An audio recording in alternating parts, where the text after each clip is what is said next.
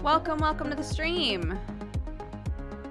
My last normal stream Before I vanish into wedding land. Hi everyone. Welcome. How's it going? Surprised there's no Swaddaloon in the background. God, that's so true. Where's the Swaddaloon? What a fantastic thing to say. Swaddaloon is missing. Before Auntie Duger takes over? Yeah. Oh, goodness. You'll get to see Nemo in the Dreamland. Nemo. I love that movie. How's it going, guys? Welcome. Let me tweet. I was just talking with Nick about Hellions. Hellions is getting so fucky, like in a really interesting way. So we're just like theory crafting about what's going on in that game. Okay.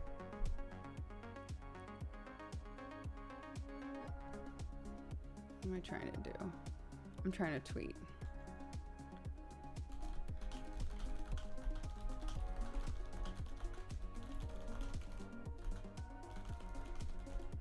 Oops. Flash. Dexbonus. There we go. I did it. Not me still DMing you while the stream is starting.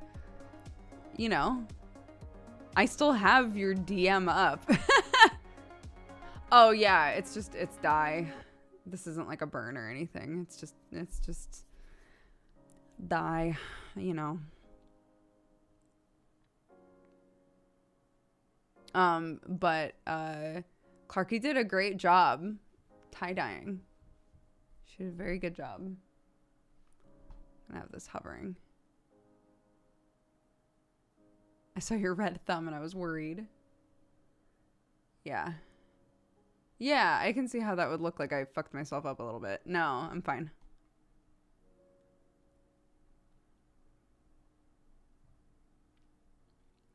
Yeah. Clark's been, I don't know if I told you guys this. I feel like I did.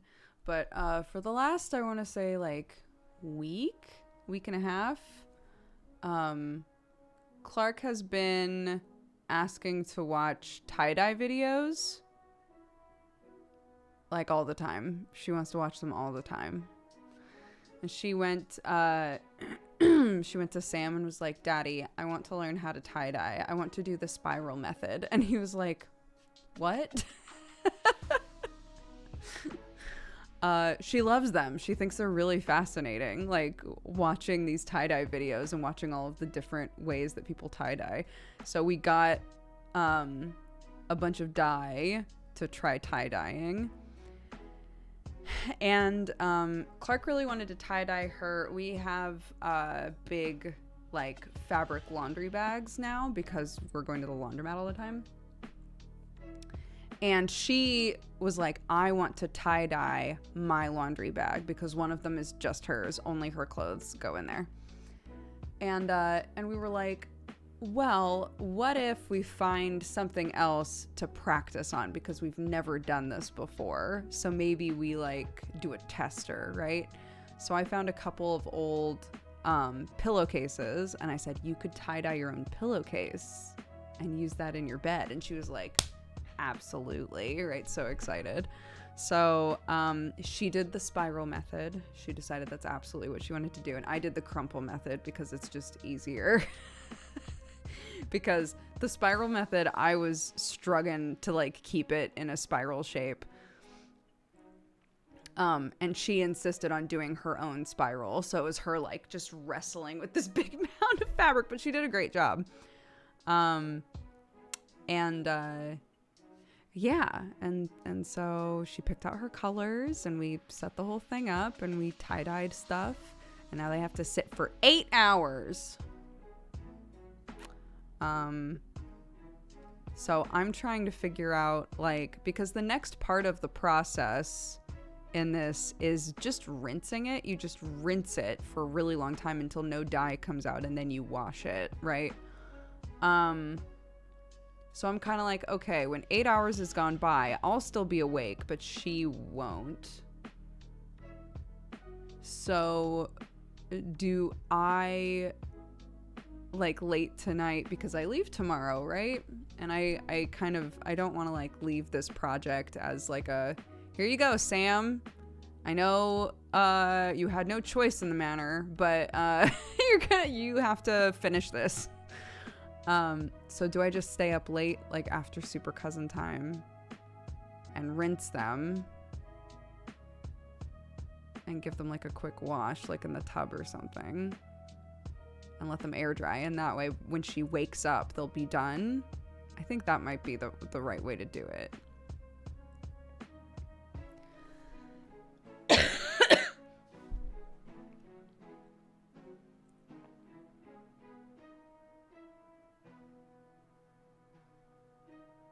Either that, or we decide that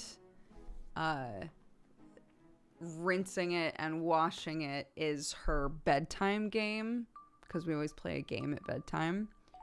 So I'll give her a choice. If she really wants to be involved, then, you know, like 30 minutes before bedtime, I'll say, okay, we gotta rinse these, and then we'll rinse them in the tub together. Because she'll probably think that's fun. And then, yeah. That way she knows it's happening, you know?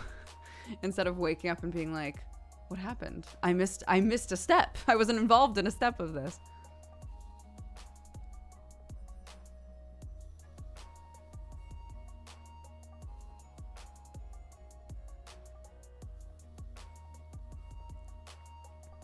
I'm trying. So Clark lately has been like really obsessed with desserts and sweets, which I'm trying to figure out the best way to curb that, not in a like restrict them more, but like in like going in the opposite direction of being like, how do I make it so sweets and desserts like aren't as big of a deal?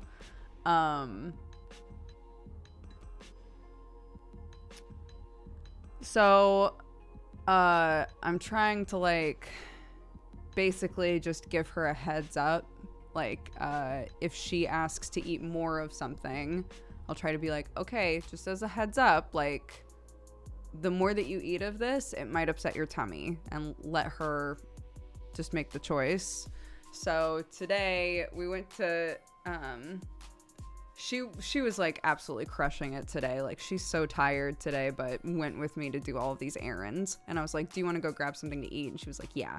So we went to eat, and we got food, and I was getting a coffee. So I was like, do you want a little hot chocolate? And she said yes. So she had a little hot chocolate and didn't really eat very much of her food, which fine. She ate like a big breakfast, so I didn't really care too much. And then she was like, mommy, because the place that we went to had like lollipops out for kids just for free. She was like, can I have a lollipop? And I was like, you did just have a hot chocolate. You can make the choice. Do you think that it's a good idea to have a lollipop? And she was like, yes. I was like, okay. And then halfway home, she goes, I think maybe though, this should be the last thing that I eat. And I was like, what? She was like, I don't think I should have any other candies today because I don't want my tummy to hurt. I was like, okay, that's up to you. That's your choice, honey. If you're worried that you eat some more candy or ice cream or whatever and it's going to hurt your tummy, then, you know, then follow your heart. So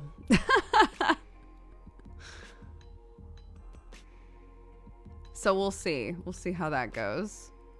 I have a huge sweet tooth, and the only thing that works to stop me is if I clean my teeth. Oh, like if you've just brushed your teeth, you don't want to like eat a sweet thing. Yeah. It's hard because you like, I want so badly for her to have a good relationship with food, right? Like I want to do everything that I can for her to not have any negative or obsessive sort of feelings about any type of food, right? So I try to talk about food really neutrally. I try to, talk about it in a very like, all foods do different things for our bodies. Some foods might not make us feel very good if we eat too much, blah, blah, blah, blah, right? But it's hard because it feels like the more you talk about it, the more you are making it a big deal. I'm like, oh, it's so difficult. It's such a tightrope.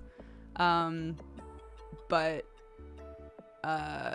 what I do know is that if every single meal she's like, if I eat all of this, do I get to have ice cream? Like that sort of stuff. That makes me feel weird. So I'm kind of like, if you want ice cream, you can have ice cream. But, your body might not feel as good as if you had eaten a variety of things or had like more of a balance of stuff, So, I don't know. Being a parent seems impossible. It is hard. There is no way to be a perfect parent. There is literally no way to do it perfectly. I can do everything as best that I can, and Clark will still, later on in her life, have to complain to friends and maybe a therapist about stupid shit that I did that I didn't realize was stupid, right? Like, I can do my absolute best and still wind up creating a situation where she goes to her best friend and is like, God, my mom is driving me fucking crazy, right? Like, so I try to accept that ahead of time. There's no way for me to be perfect. But I love her very much, and I am doing my best. And I hope that that's enough,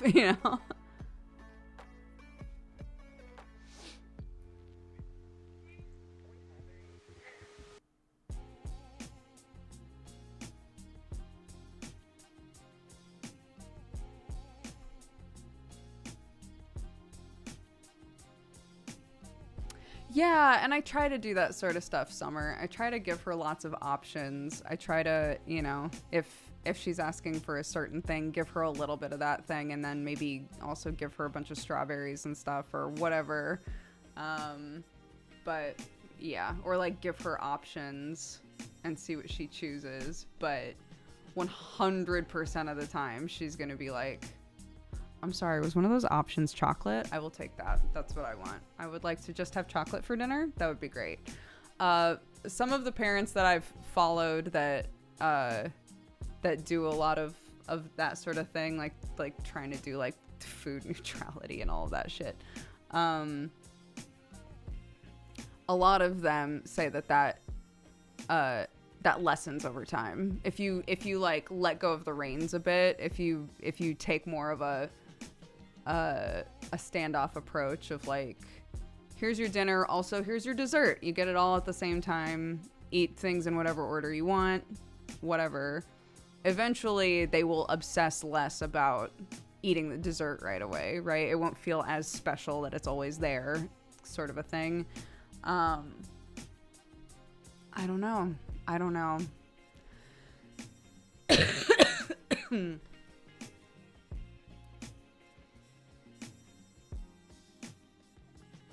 Yeah, someone was like, honestly, the best thing that my mom ever did for me was say that I could have as much ice cream as I wanted, because I spent a really long time not wanting any ice cream. Like, I ate so much of it, I hated it for a while.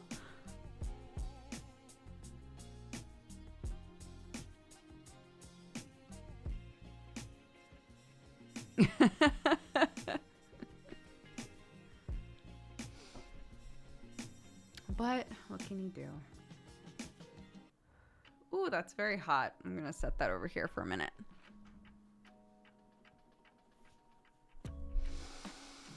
But yeah, all of our laundry's done. And I did a big project with Clarky. And the living room is all clean. The kitchen's all clean. Here's the deal, right? Is like, I'm going out of town. Sam's going to be single parent. So I'm going to do my best to like set him up for success. But like the other half of the deal is when I get home, the house better also be clean. I don't care if it's a disaster the entire week. I just don't want to come home to a disaster that like I have to be involved in.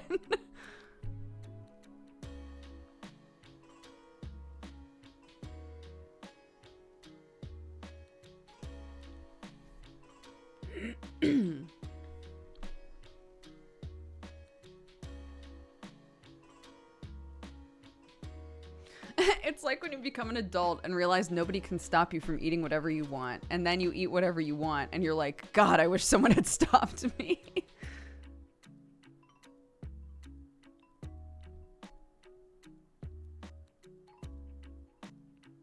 I did. I cut off all my hair. Yeah.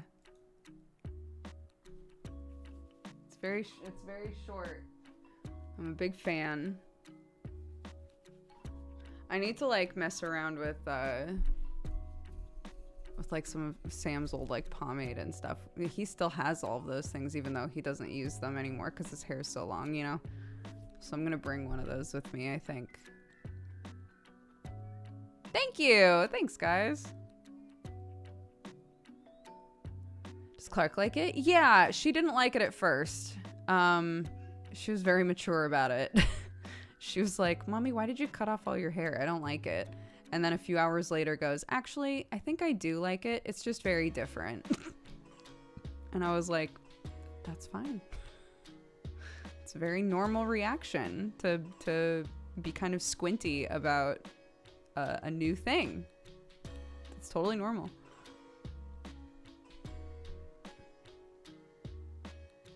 Sam told us about the I'll be happy if you wear a hat moment. Yes. Oh my God. I totally forgot about that. That is true. She said, I don't like it. And she was like, actually, maybe I would like it if you wore a hat. I was like, what? And then there was a pause and she goes, Mommy, go put on a hat. I was like, I'm not putting on a hat.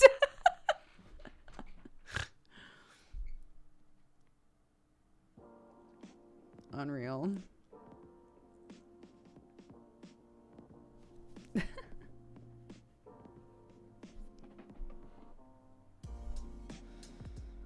Also, we haven't heard about the house yet. We were expecting to get called being like, here's the situation, you know, so-and-so is pitching this much money for the house. Do you want to get into a bidding war with this house, basically? But we didn't get a call at all. The owner said that they really wanted to make a choice by today, but we haven't been contacted about anything. So we're kind of like, is that good? Is that bad? It feels like if it was an absolute no, we would have heard. But we'll see. Apparently it's an old lady. The owner is like a much older woman. And so she might just be kind of overwhelmed trying to like figure out what the best choice is for her, you know? As much as we were like, does she care about money or does she care about family, right? You know, she has to make the choice that is best for her and her situation, so.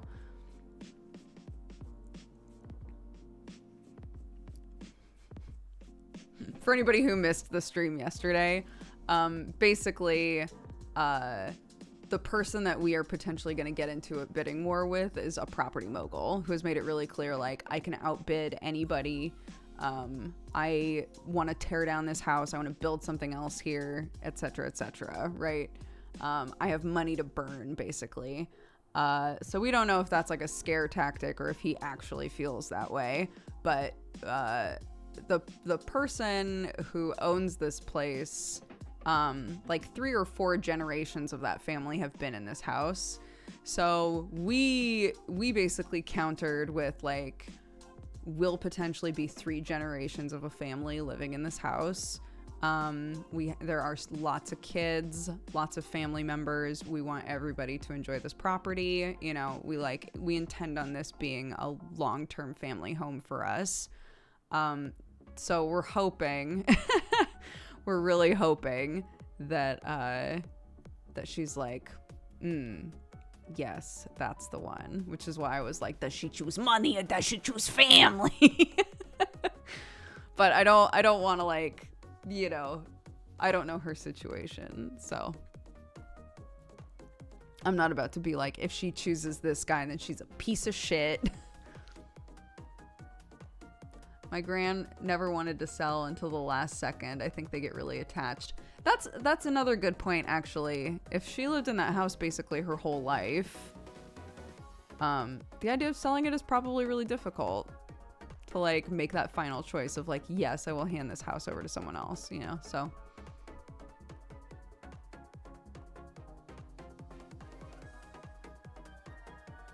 Family. Family. So yeah, we'll see. Sam's supposed to get a call whenever that happens, so.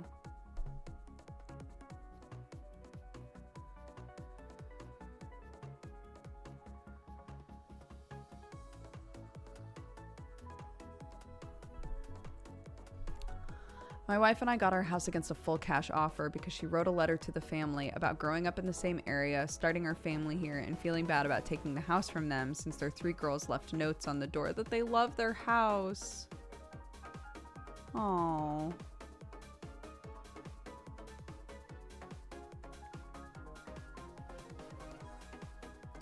Yeah, well, I know that, like, my mom and dad worked so hard on the farm that we have, and if someday they decided, like, we're selling this, and nobody in the family was able to buy it from them. I've said before, if I was in a position where I could buy the farm off of them, I would, you know. But if none of us were in the situation where we could, and my parents needed to sell it, I think hands down, if an investor tried to buy it versus a family trying to buy it, my parents would be like, there's no question, right? Like, we spent so long turning this into a place for our family.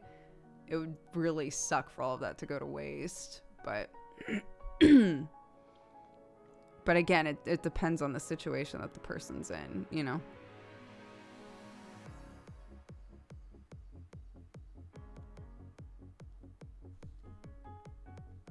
Yeah, I think that's the ideal. There's lots of family members that adore that farm. It's just, you know, property values, well, I guess everywhere have been terrible, but the property costs in Oregon have just, since I moved from there, it's just gotten extreme, which is really good for people like my parents who have been there forever. Because, you know, they bought 90 acres for $100,000 like almost 40 years ago, actually more than 40 years ago. And now they're like, great. Well, we've like, this is really paid off for us if we ever decided to sell.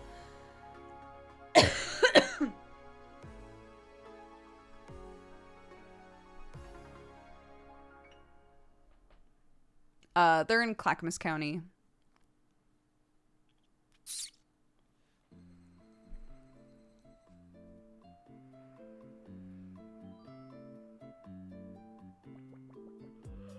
Yeah.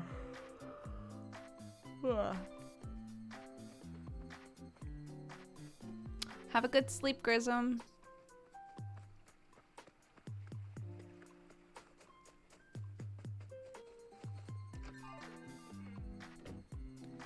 I know. Well, I moved from Oregon. So I grew up in Oregon, and I moved when I was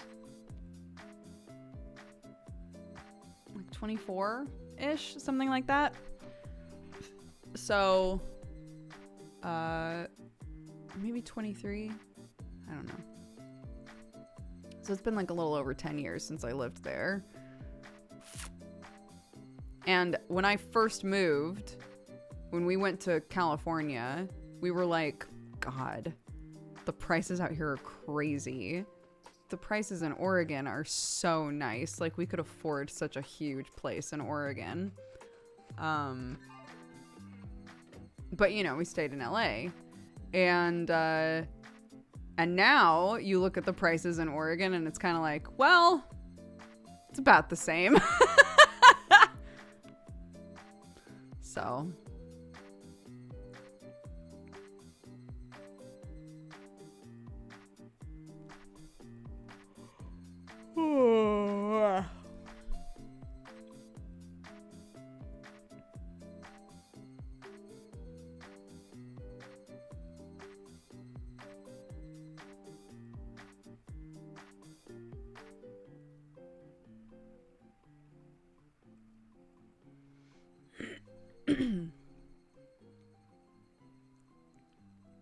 Hiya, Marianne.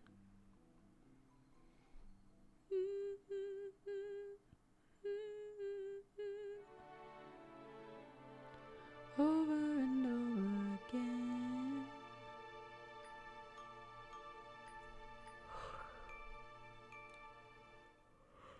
Ugh.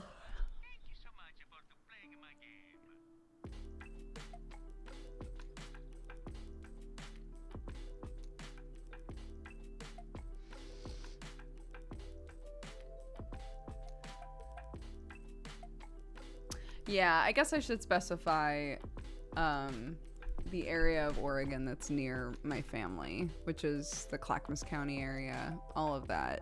That's not even, I mean, that's still like 40 minutes to an hour away from Portland proper. And like, prices still are crazy.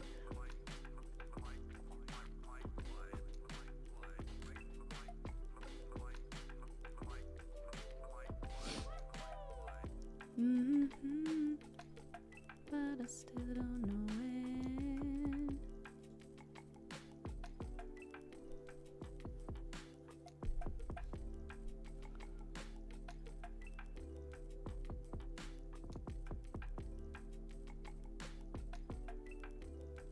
Yeah, my dad's dream was always to be able to like have a little shack next to the beach.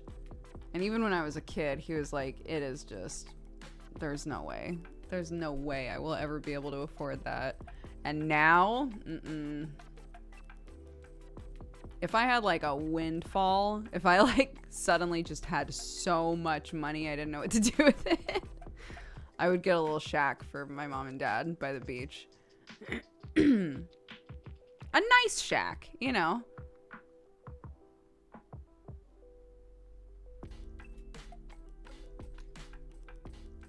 I don't know if it's more horrifying or reassuring that it's an international problem.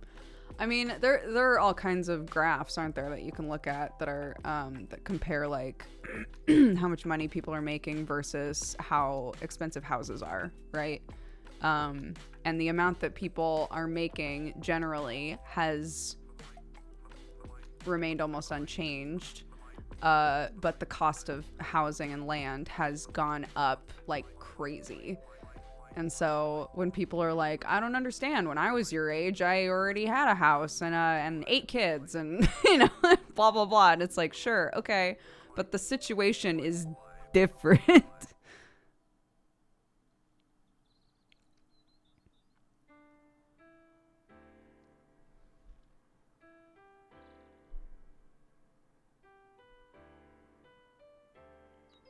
Oh, Soupy, that's very sweet. Thank you.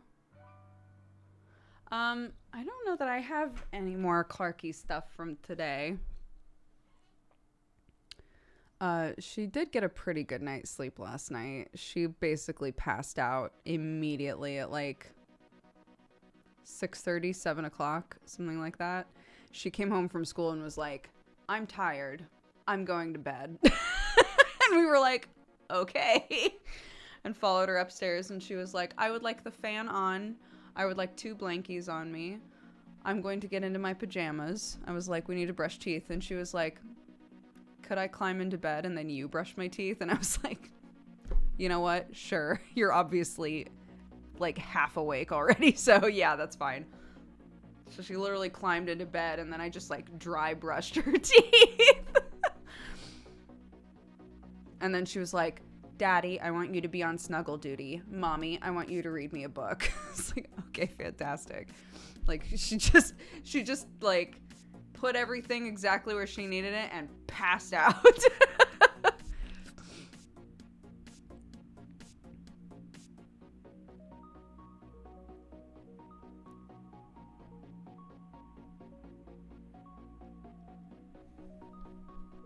Yeah. It's like on the way home, she was like, I cannot wait to create the perfect bedtime situation.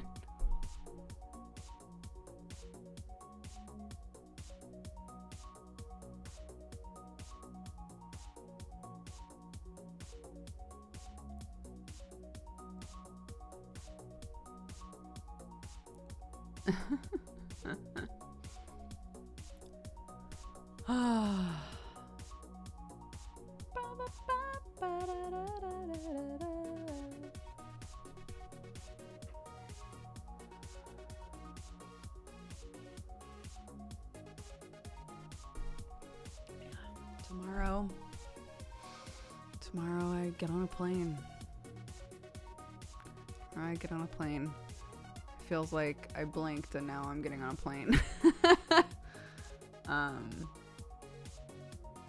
Should be a good trip though. I'm going to Oregon for my brother's wedding. But because of like, I would just go there just for the wedding and then turn around and fly back. But it's sort of a situation because they're getting married kind of in the middle of nowhere. So I basically fly into Oregon, stay with my sister for a night. We drive to the location. We do the family night, which is sort of the like the rehearsal dinner. It's exactly what Sam and I did, which was kind of like, here's an opportunity for our families to meet each other kind of a thing. So there's like a family rehearsal dinner sort of thing. And then the next day is the wedding. And then the day after that, we drive back. I spend the night again. And then I get on a plane and come home. But even then, it's a full week, right? Just because of like travel time and stuff.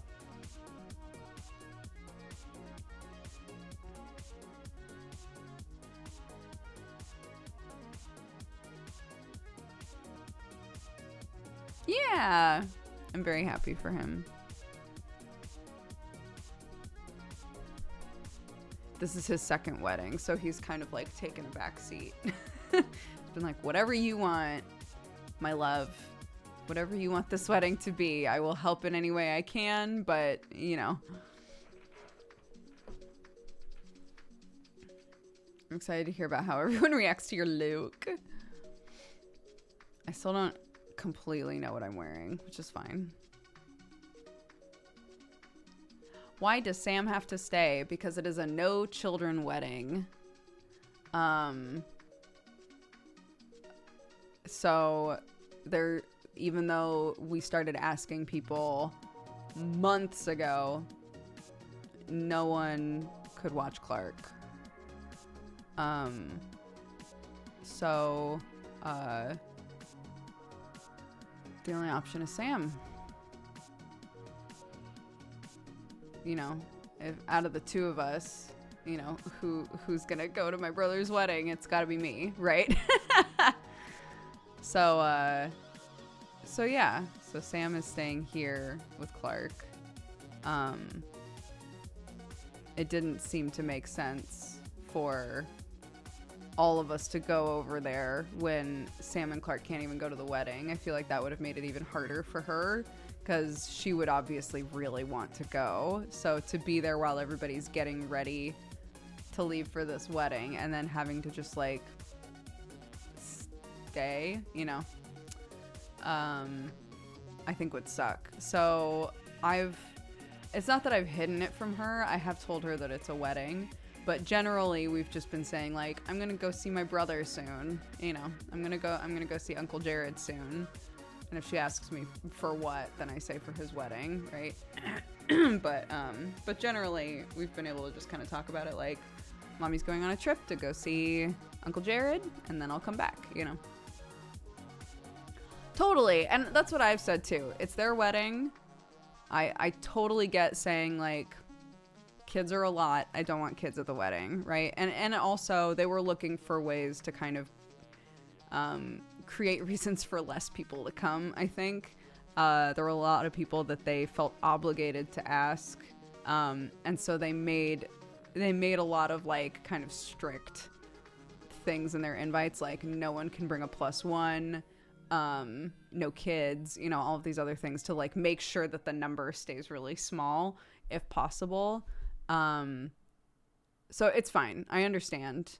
And Jared messaged me really early on and was like, FYI, we're planning on it being a no-kid wedding. Is that okay? And I had said, sure, that's totally fine, because I thought, this is so far ahead of time. We'll definitely find someone to watch Clark. Nope. So yeah. It is what it is. So Sam's staying home with Clark, and I'm going on a weird little adventure.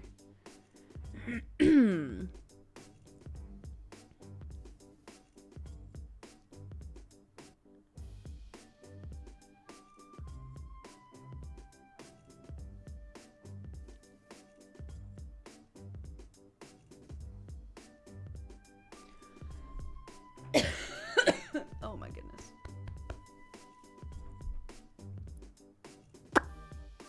And I don't have the horse shirt. So you know, it's all ruined already.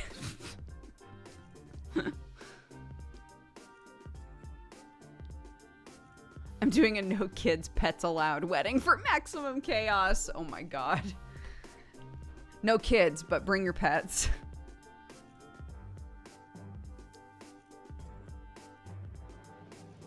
What's the weather over there? Hopefully less warm than the UK has been. I don't know. I don't know what the weather's like in America right now.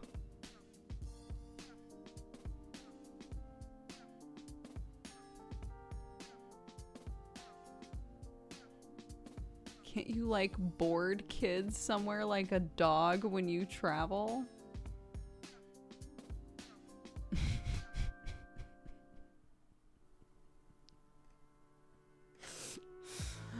Oh my god.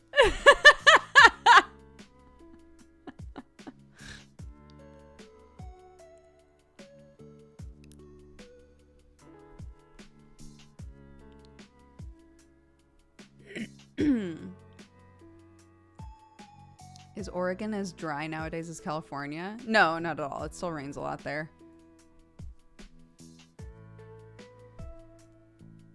Like a kid hotel. Sure, like a kid hotel.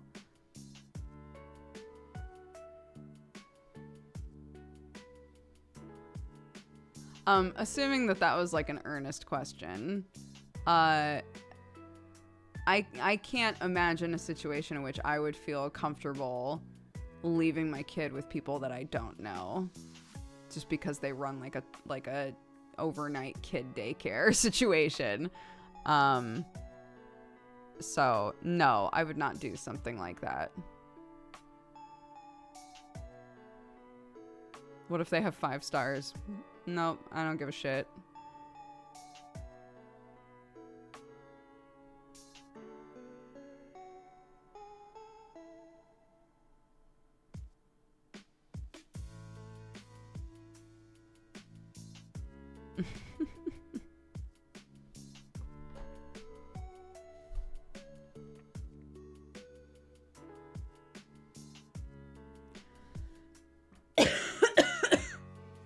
What if it was like a summer camp?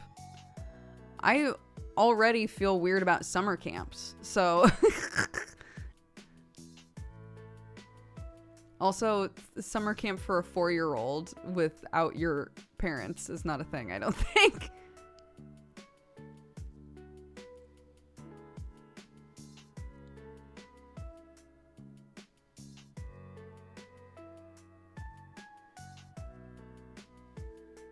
Summer camp is weird. The only summer camp that I went to was a theater one, and it was when I was in how old was I? I was like 15, I think. That's the only like summer camp type thing that I ever did. I did summer courses. So over the summer I did like other theater stuff. I did dance stuff. Like just more intensive sort of art and performance classes and stuff like that. But you know, then my parents would pick me up at the end of the day.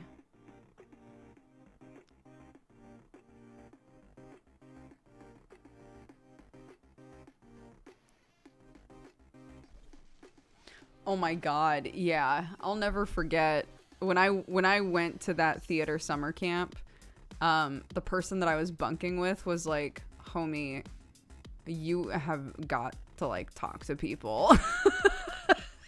Cause I spent so much of my time just sitting on my bunk, like playing my Game Boy or reading a book.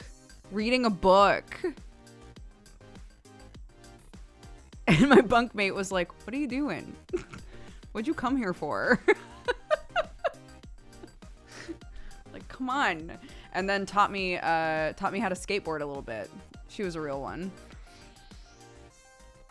She was like, come outside. I'll teach you how to skateboard. I was like, okay.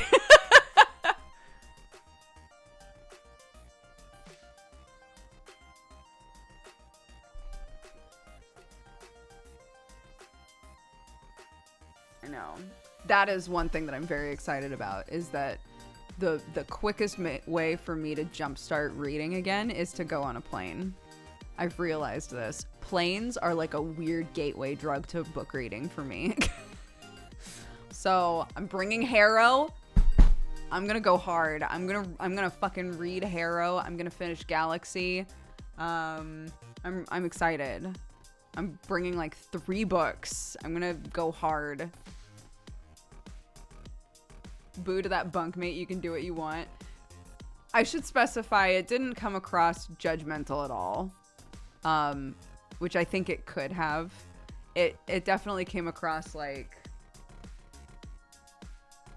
I think that she like enjoyed my company, you know, like thought that I was like a cool person and was like, I wish that she could tell that I was feeling really insecure, because I was, and that a lot of like me introverting on my bunk bed was me being like, was me feeling insecure around a bunch of people that I didn't know, you know? So. Yeah, I think there are 2 different types of people that try to push you in that way. And one type, you're like, I'm glad that you did that. And the other type, you're like, would you leave me alone? Like, whose business is it of yours? Like, go away.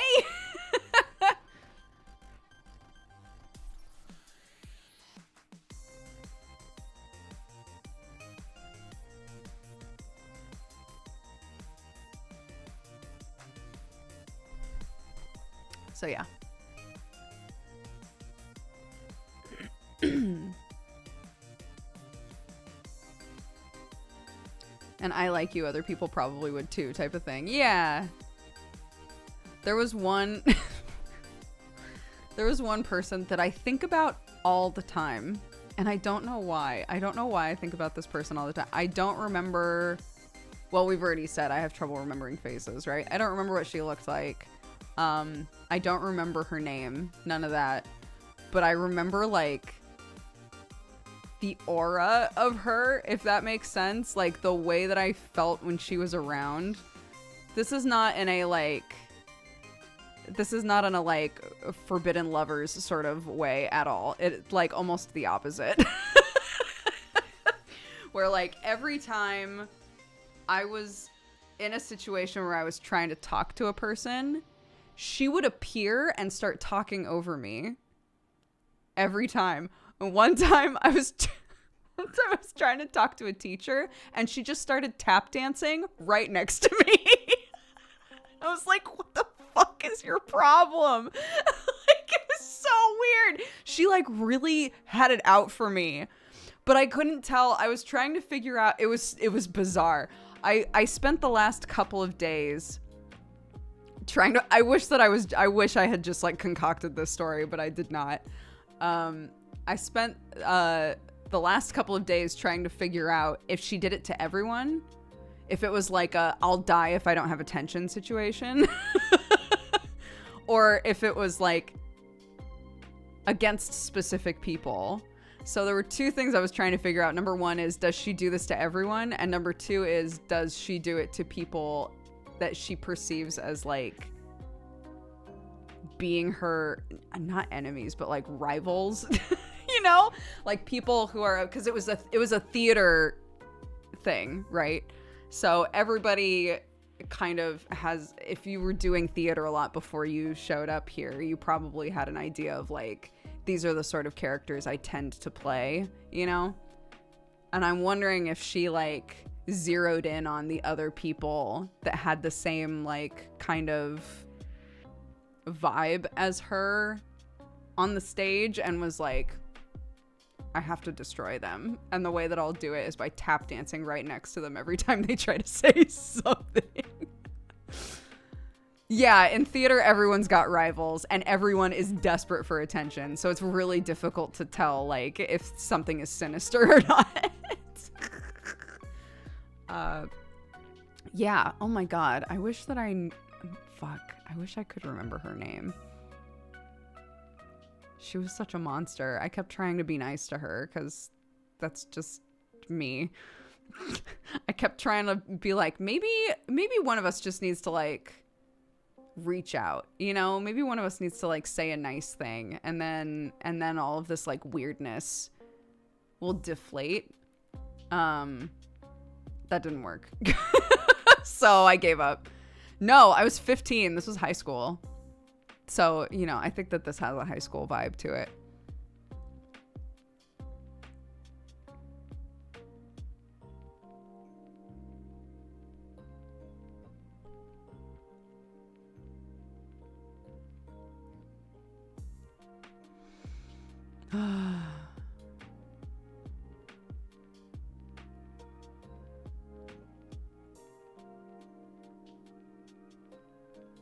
What nice thing did you say?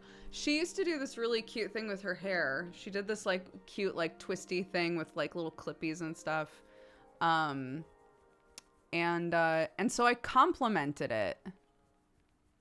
So I was like, I really like your hair. Like, I think that that's so cute. I don't know that I would have the patience to do that. And she was like, yeah, well, I do. And that was it.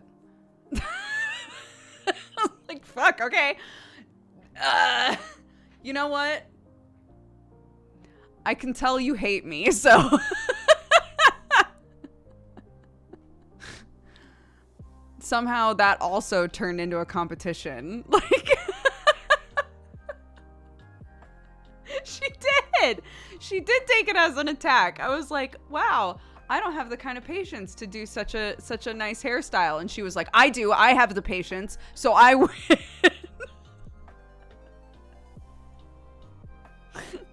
Oh my god. I definitely took pictures during that summer camp. I should see if I can try and find that person. It's an energy, seriously.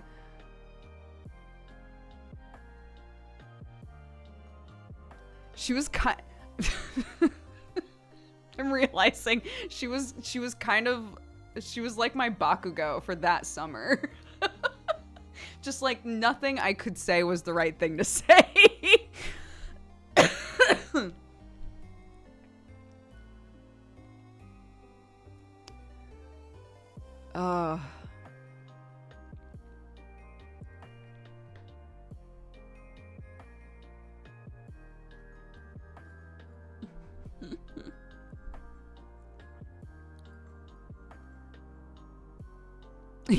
Yeah, that's what I should have said. You give off shonen rival energy? Do you watch anime?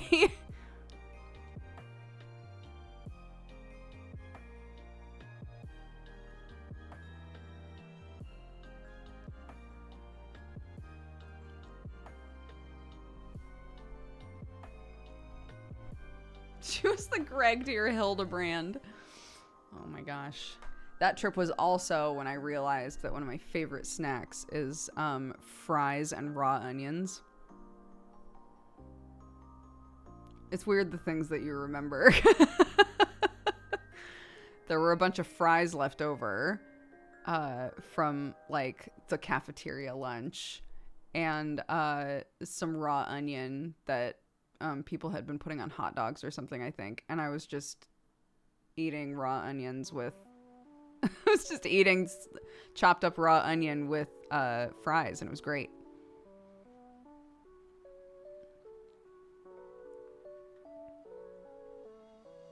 Am I good? Yeah. Are you asking because I'm coughing? Yeah, I'm fine. We think it's allergies. Raw is the best form of onion. The problem is raw onion is so hard on tummies, dude. It hurt. But I love raw onion on just about anything.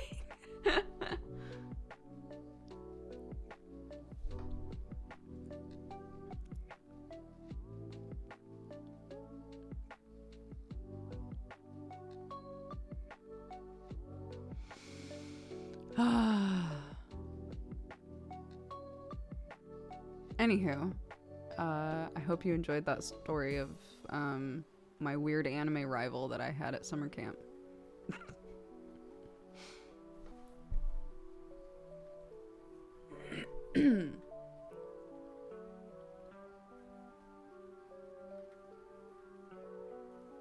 I haven't done Wordle yet. Shall I?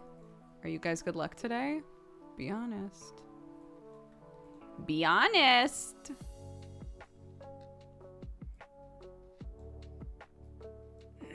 Let's see. Today was rough. You said that yesterday, though. Maybe not you specifically, but like.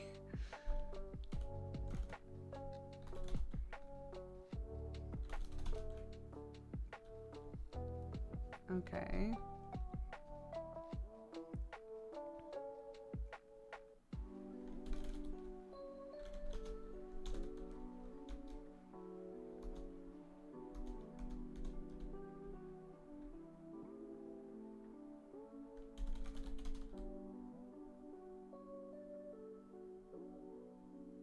Interesting.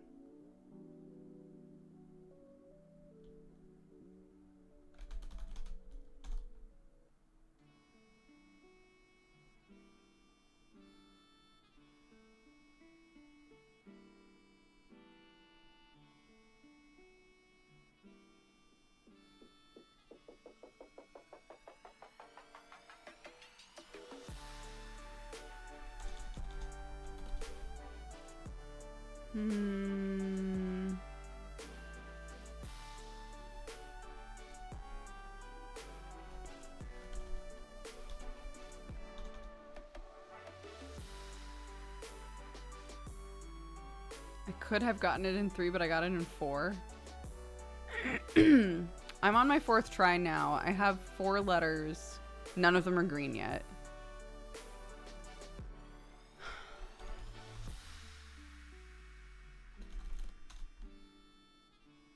Oh? No. That letter's already...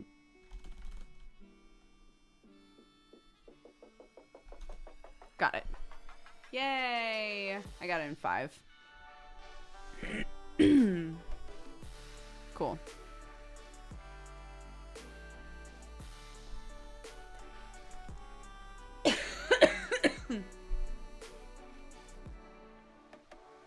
Thank you for your good luck. I appreciate it.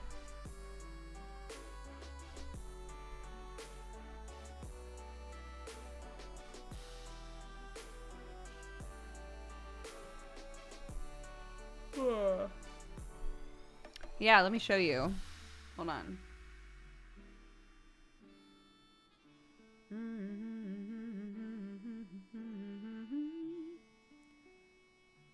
Oops.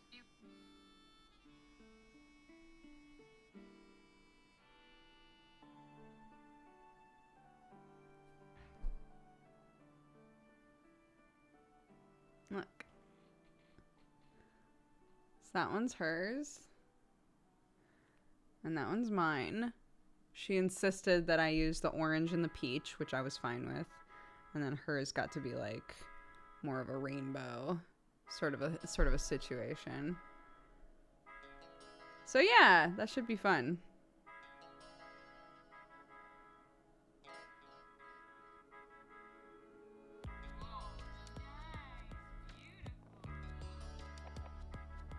Wait. Look.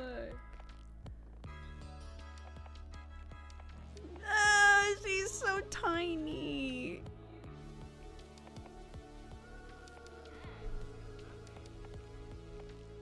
Oh, she's so cute. I'm gonna die.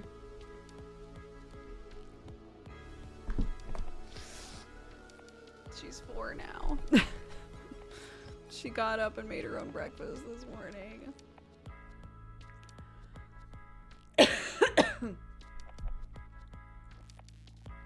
Oh yeah, she asks to watch her own baby videos all the time.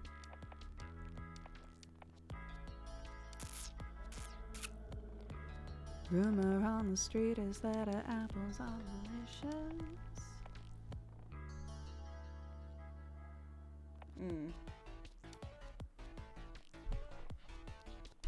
She needs material for baby RP. It's true. It's so funny. She'll be fully invested in acting like a baby, and then she'll get up to walk and I'll be like, baby? But you can't walk. And she'll be like, I learned. Like anything that she accidentally does that isn't like baby, she'll go, I learned how. Okay.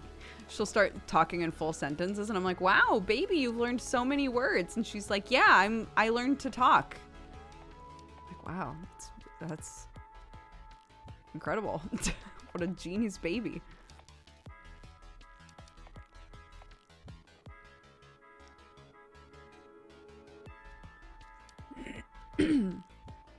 Oh my God. The place where Clark and I went to eat, she went into full people watching mode, but like little kids don't know what not to say out loud. Not that she was saying anything out loud that I think like was inappropriate to say, but she was commenting on every single thing that every single person did. So we sat down. I let her choose the table. She chose to sit right in the middle of a bunch of people. I was like, okay, I would normally choose to sit away from people, but that's fine. So she wanted to sit right in the shit because she's an extrovert and loves being around people. So we sat down and she like turned to the side, saw an old man and was like, Mommy, he already ordered his food. He's eating it right now. He's almost done with his food and he got a drink. And I'm like, okay, thank you, honey. And then she'll like look over again and be like, Mommy, he just came in and he left his keys on the table. He chose a table and he left his keys there. And I'll be like, okay. Literally constant. And then this extremely old person came in, hobbled in, sat down, was like, I want the egg sandwich, you know. Except imagine it's an old English person. And Clark turned all the way around just to watch this person eat and would occasionally look back at me and be like, he's still eating. I was like, thank you, honey.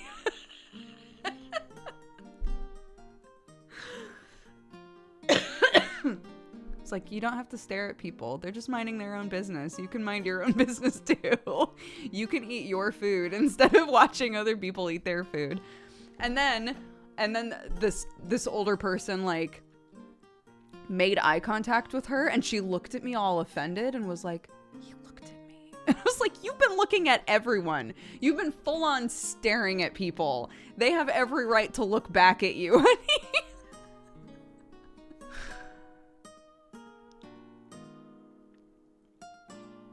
It's so funny. Oh, and then somebody went into the back of the building and she was like, Mommy, that person was not dressed like they work here, but they've gone into the back, which is where the people who work here go. And I was like, that's true. And she was like, that's quite naughty. And I was like, okay, well, potentially that person works here and just isn't in uniform yet. Or maybe they work here sometimes, but isn't working there today and knows that they can go into the back to grab something and that that's okay, right? Like, it's like, there's plenty of reasons why we shouldn't go back there, but maybe that person is allowed to go back there. And she was like, okay. And then there was a person who came in, ordered a thing, left the whole building, and then came back later to grab it and left again. And she would not let that go. She was like, they came back. They came in and got a thing and then left, but then they came in again. And I was like, yeah, they're allowed to do that, actually. To every single detail, dude. This kid is in like detective practice, like just like hyper observing every single person and what they're doing. It's so funny.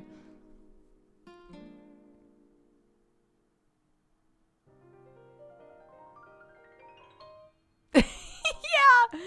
Like, don't they know they could have gotten it all done in one trip? Don't they know that?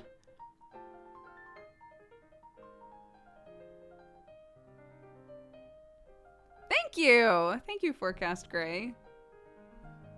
I'm really liking it as well.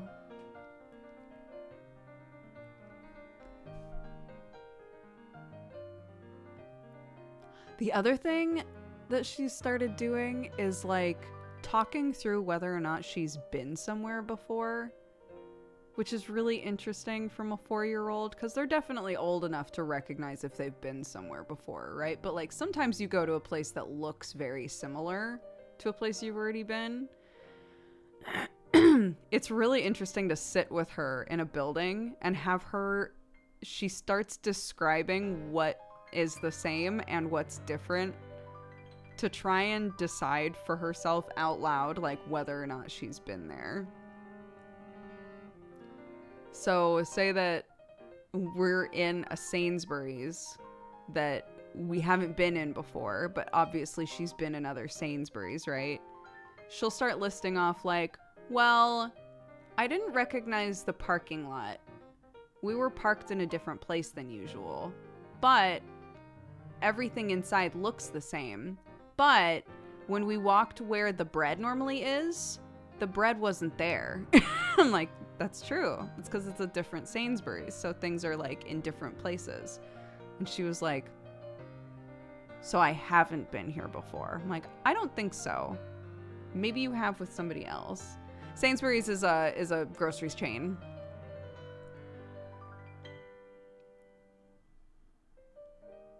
Yeah, it's like out loud analysis of places that she's been. It's very interesting. As her parent, it's really interesting to like listen to her do that.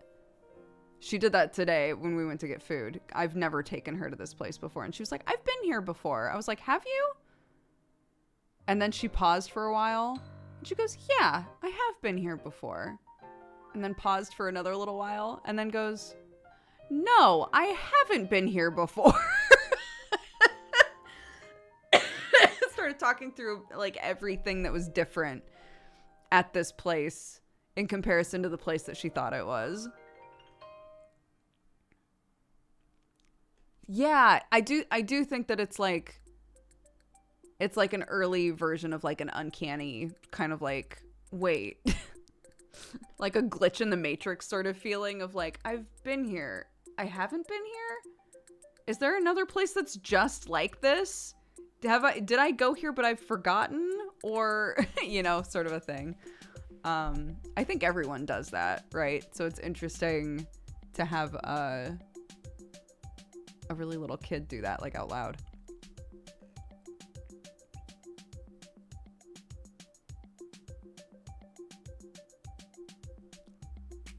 Clark was born in the US. She was born in Los Angeles, and then we moved out here.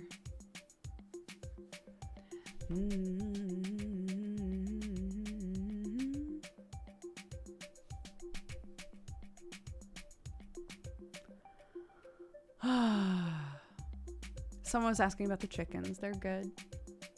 They're living their best life. I got them like a really nice feed mix that I've been mixing with their normal food. And then I also, if I need to make sure that they're not going to try to like scooch out of the fence and escape, I'll sprinkle it in areas in our yard that has overgrown. Yeah, new coop is still missing. It's very exciting. I really like that. And now we're like trying to buy a house, and part of me is like, do I even bother building it? Like if we get this place and they're like, sure, you can start moving in like really soon, then like then like what? Then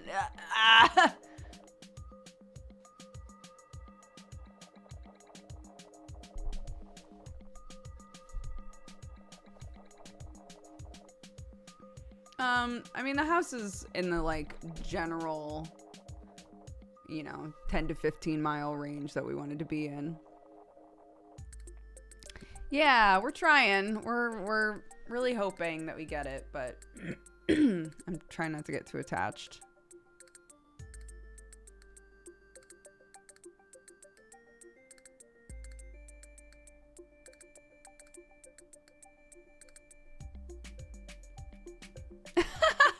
Somebody yesterday was like, I feel like Dodger looks like she's in a K-pop band.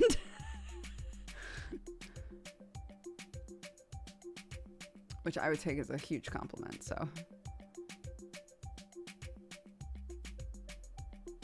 Yeah, we're trying to buy a place. It would be our first place to ever purchase. Which I think is very normal for our generation and age and all of that. Yeah.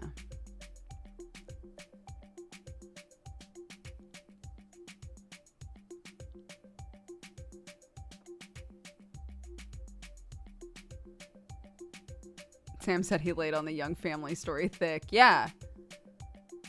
I mean, why not, right? That's what we've got. That's what we've got going for us, is to be like, we're a young family. There might be 3 generations of us living on this property. There are so many little kids in this family. There would be so much room for them to play and explore, which is the truth. Which is the truth. That's why we want it. So, given the competition, it's fair game. Absolutely. If the competition is going to come in there and be like, I want to bulldoze this house down, I can match any price, no one's going to beat me. Our only hope is to be like, but look at us. We're a sweet little family.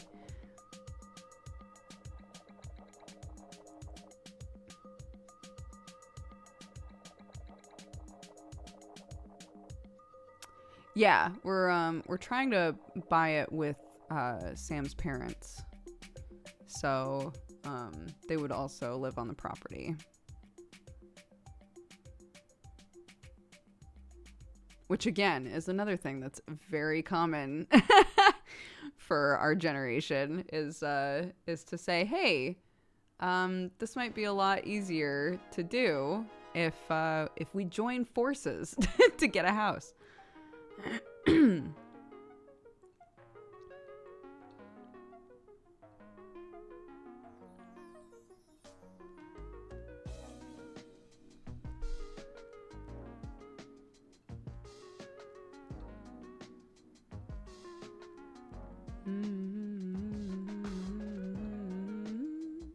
Yeah, we keep calling it a granny annex.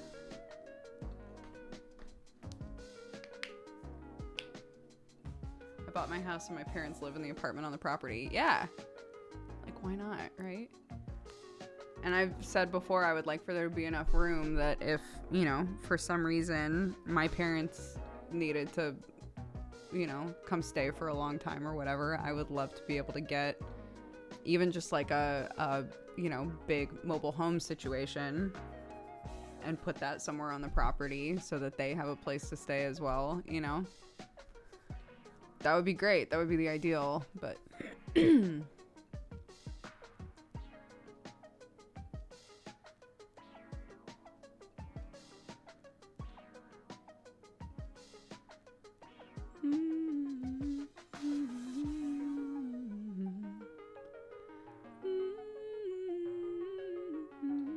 Is Clark interested in the US? I mean, she's 4. She's interested in the US so far as, like, there are people that she loves that live there. And she likes seeing them. That's it.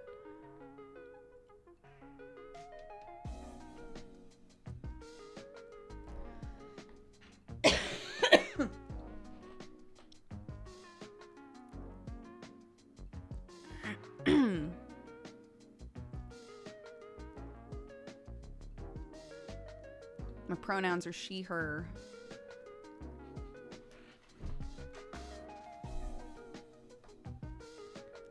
My mom never wants to live in the city again, and I can't see myself living in the country anymore. I got rid of my car. I would honestly never buy another if I can help it.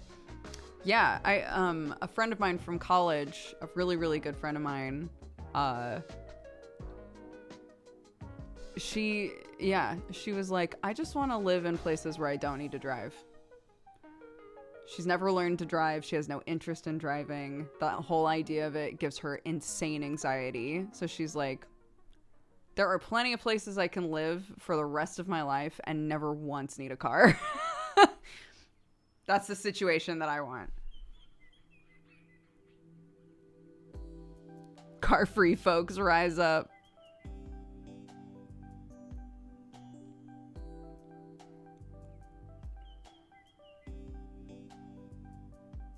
Yeah, I mean, I get it, you know.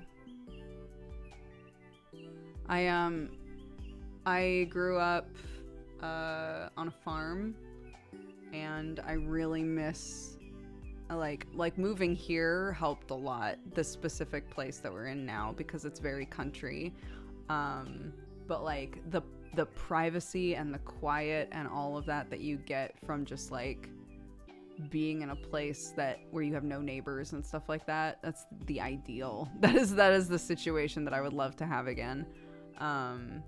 So those are the sorts of places that we're looking at. But you know, a place like that's in our price range, rare. So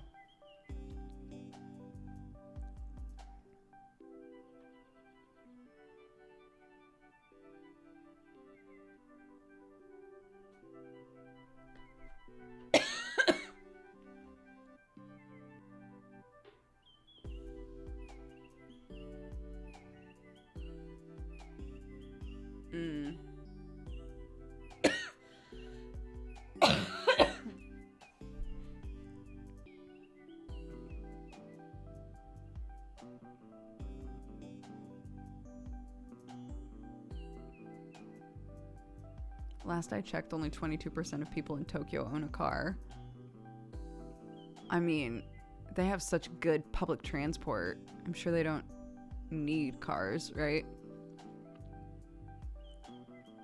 But yeah, sorry, that was the point that I was going to come to, is like, I really, really want a situation where we're like pretty remote, but that means like anything that we would want is a drive, you know?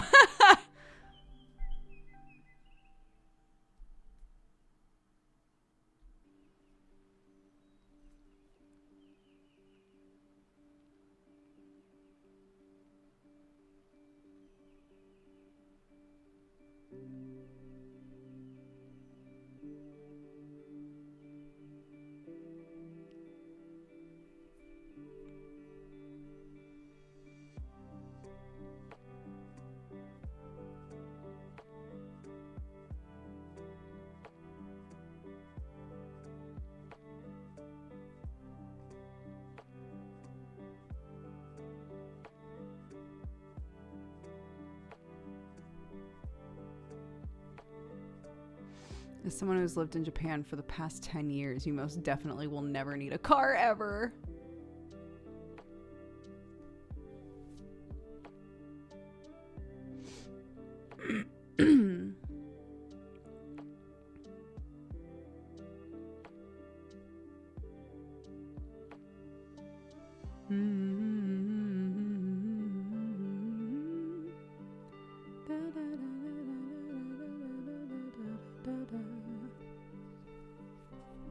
Bigger cities definitely give you more options.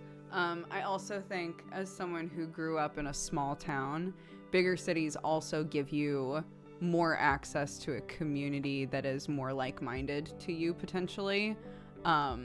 Growing up in a small town, it was really hard to find people that I felt like had the same sort of opinions that I did. Not that you should surround yourself with people that have the same opinions as you always, but like, you know, just to find like community is difficult the smaller of a town that you're in, you know. Living in a bigger city, it's going to be a lot easier to find people that you feel like comfortable with, you know. When I go back to my hometown, I can't go anywhere without running into people that I went to high school with. Everybody knows everybody. Like, I know everyone that works in basically every building.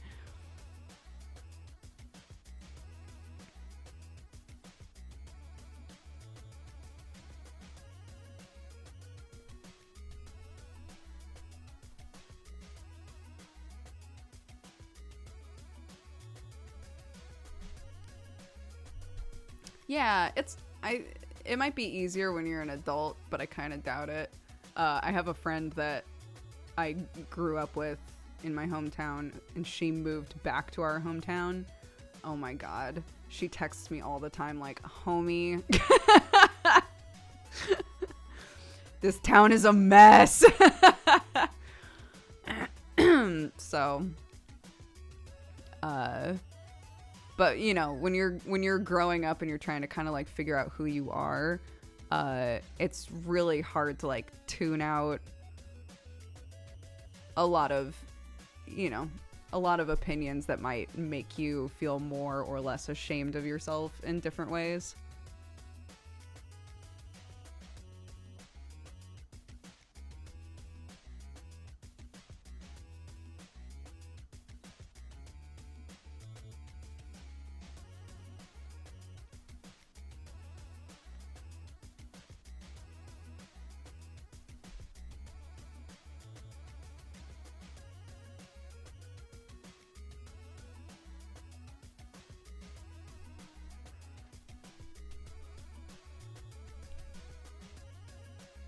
Chat's still deep into the public transportation conversation, in case VOD viewers were interested in knowing that.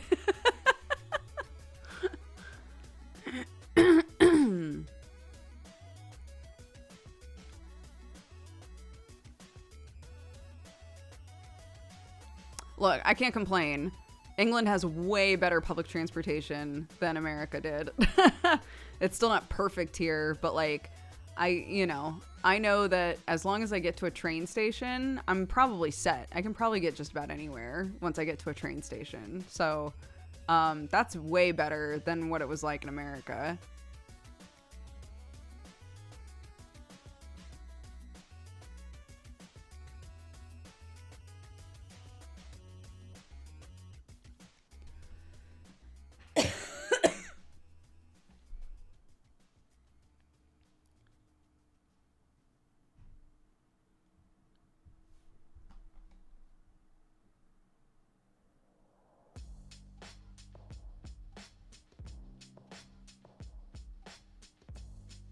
To be fair, you lived in some of the worst places for transit in America.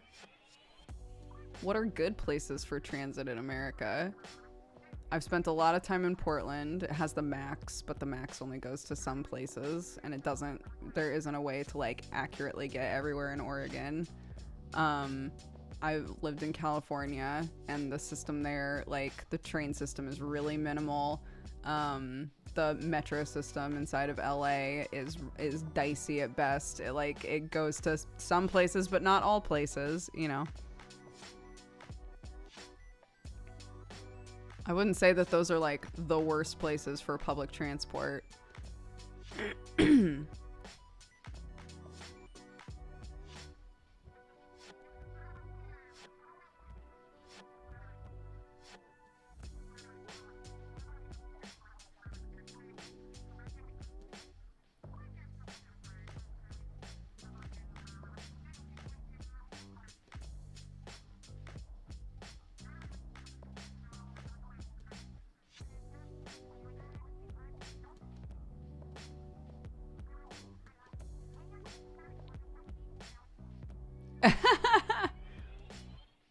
Oh no, what have I done? I shouldn't have even mentioned it.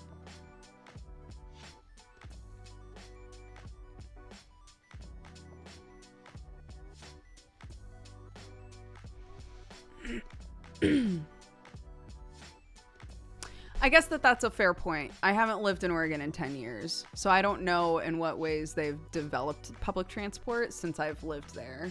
But, you know.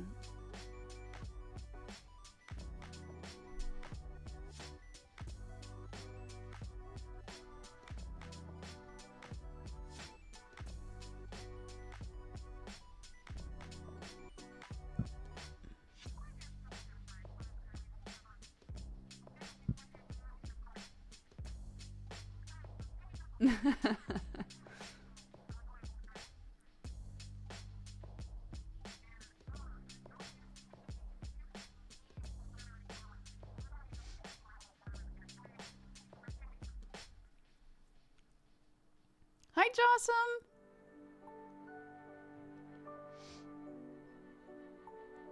The friendship jail isn't working. Has friendship jail been redeemed? Wait a sec. Oops.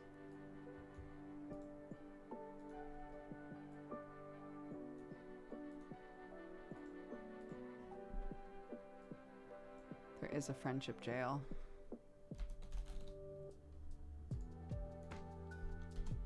Bam.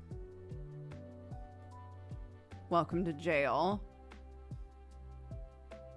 Enjoy yourselves.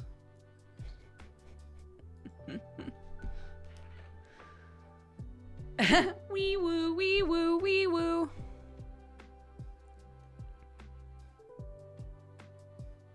I'm so bummed that I have to miss the next session of Neon Divide, dude. I'm so bummed. I know, I'll be at a wedding. I'll be at a wedding for my brother, and I'm very happy for him, and he's great. I'm really upset that I'm missing Neon Divide. Sam was like, you should just take the system with you. Why don't you just take all of the VR stuff with you, and then you can do it while you're there? I was like, Sam, when I'm there, time zone wise, it'll actually be at like a normal time. It'll be when I'm doing wedding stuff. And he was like, oh yeah. I was like, there's no point. I can't, there's nothing I can do.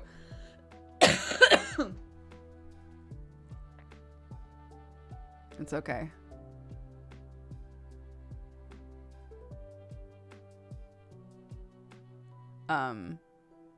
Nia kept joking that Moral was going through mushroom puberty. So I was like, all right, cool. Moral's just gonna be asleep for all of that session, like a true teen.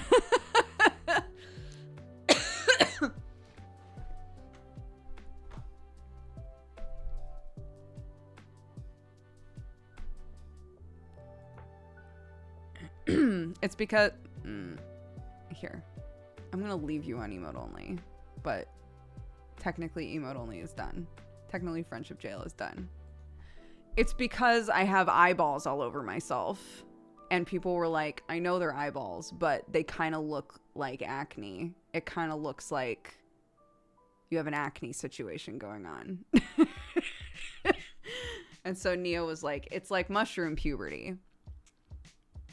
And so I had decided ahead of time, like, I RP'd like the overgrowth situation I was really struggling with it.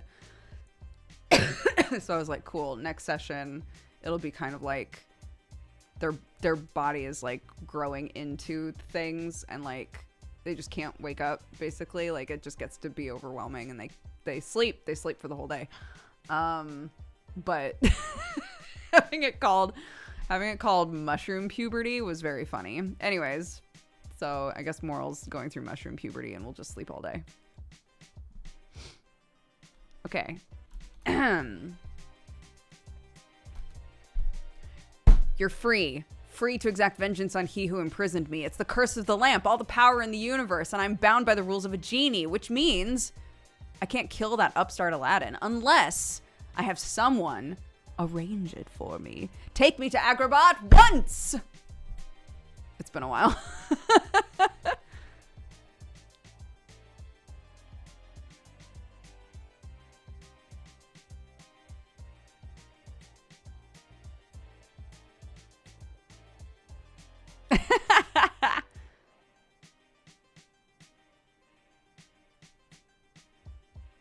You can always just say, sorry, fam, I have to be a mushroom, love you, bye. Wait, so like,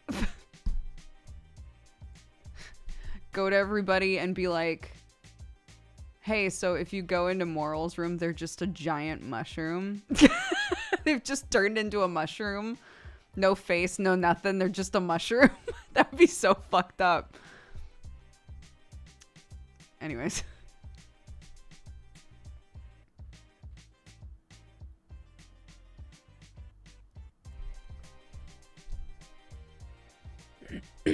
No, I have like I have a lot of plans for Moral, and with every new plan I realize it's gonna add to the cost of this fucking model. Right? Because like every new toggle that you ask a model maker to add on adds to the cost, right? So I keep being like, oh, next season I should have it so that Moral can do this, or has like 3 different versions of this, and I'm like, that's a bad idea. I mean, it's a good idea, but it's a bad idea.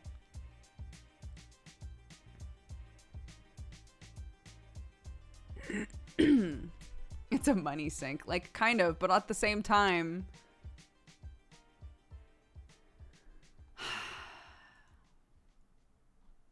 haven't seen your short hair yet. It's looking good. Thank you. Thanks. I love it.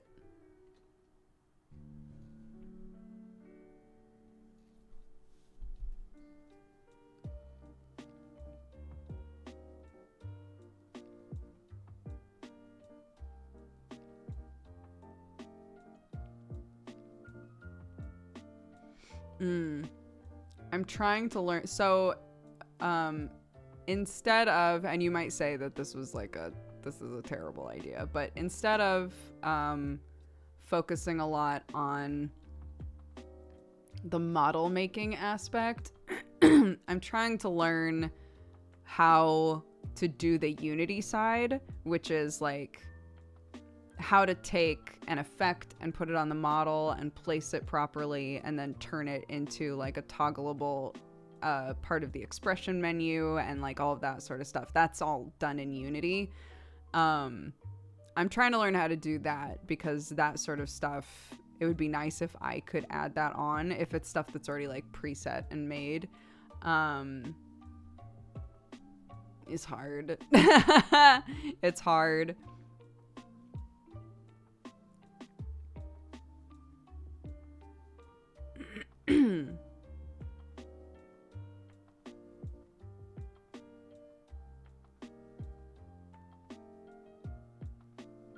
So not the model making part, not that part. So once a model is made, you put it into Unity, and that's where you can add things like when Moral does the electricity thing and like gets electricity all over themselves, that's something that was added in Unity. So like the model already existed, the electricity element already existed because I was given it basically to add on to Moral, which was very sweet. And then it's like a whole process. It's a whole process to like put it on the model, place it, figure out the exact size, make sure that it's bound to the right thing, make sure it's in the right menu, add it to the expressions, like the whole thing, which is very cool. It's cool to learn how to do that, but like the first couple of times you do it, you're like, I don't know what the fuck I'm doing. You know? Yeah, and then you're like, God, I hope that this runs, right? The final step is just porting it into VR chat and then going in and being like, please work, please work, please work, please work.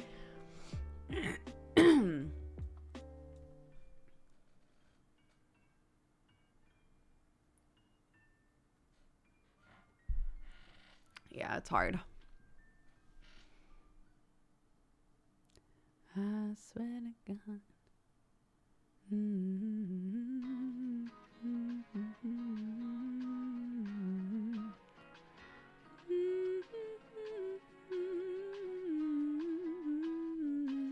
Yeah. A couple of times ago, I tried to use Unity just to add a preset camera onto the moral model, and it broke everything. The whole thing broke. And I was like, neat. And I went to Como and I was like, I don't know what happened, but I think I broke it. And Como was like, yeah, that sounds right. Like, Unity's very finicky. I would not be surprised if you broke it. That tracks. Okay.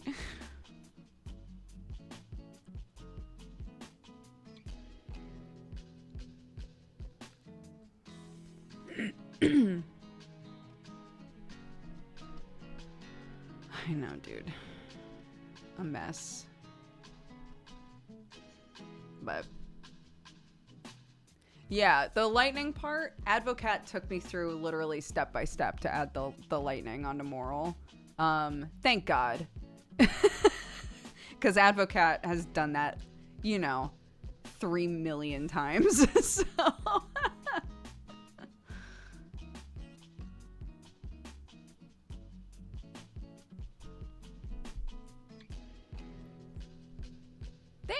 Thank you guys.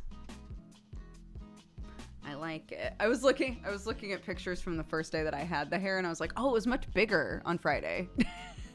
it had more like lift, but I don't hate it like this either, which is nice because, again, part of the conversation that I had with her was like, I want something that I don't necessarily have to do anything with to like it. And this is me not doing anything with it, just sweeping it back, and I still really like it like this. So, delighted. So happy.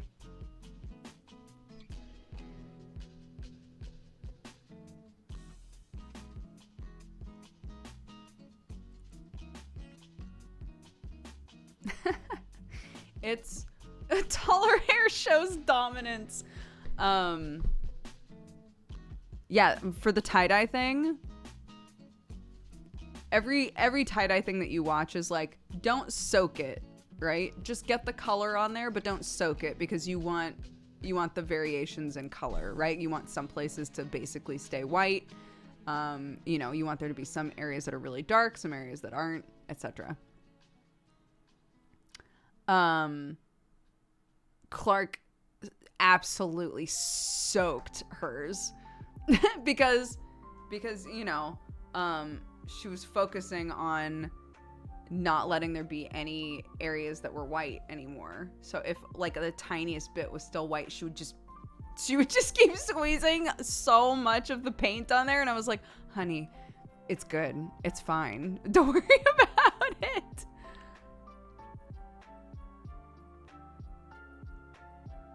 I just searched you up after many years and you're live. Left YouTube? Hi, welcome. Yes, I did leave YouTube. I stream almost every day. I've been streaming for a while. Welcome back.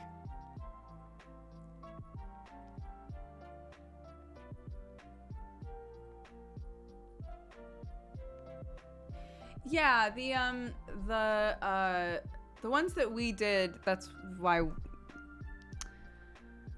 the tie types that we did are pretty simple. So she did the spiral, which is literally you set something down and you pinch the middle and you just twist it until it's all spiralized, and then you just put a bunch of rubber bands around it. I did the crumple method. It was literally the same thing, except you like take little bits and you just kind of like scrunch them all up into the middle, and then you put a bunch of ties around it. So for both of us,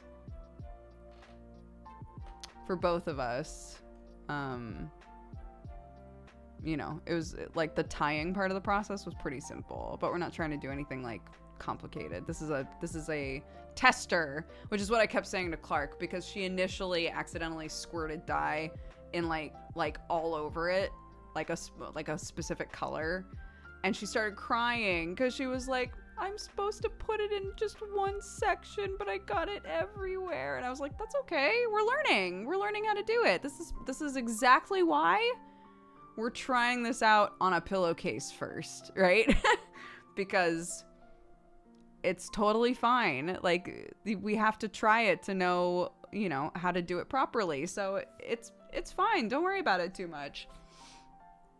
And eventually she was okay. And she was like, I can just put other dye over it, right? And she was like, I was like, yeah, of course you can. You don't have ice cubes and a blowtorch. Are you even tie-dyeing? Oh my God. Yeah, one of the videos that she watched was one of the ones where they just crumple up a shirt and then put a bunch of ice all over it and then the tie-dye powder. And she was like, Mommy, what is it doing? What is that? Like, that would be like an awesome project to do with a bunch of little kids on a hot day. That would be so fun.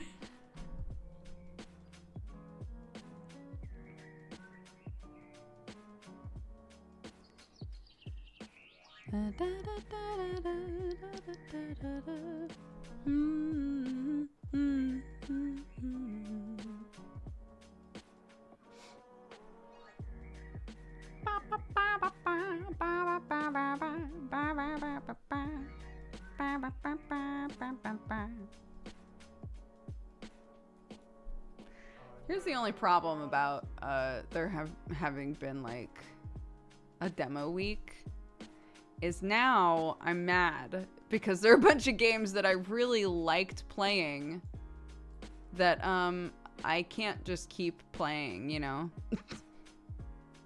I can't like play any of those for longer. So that's a bit annoying.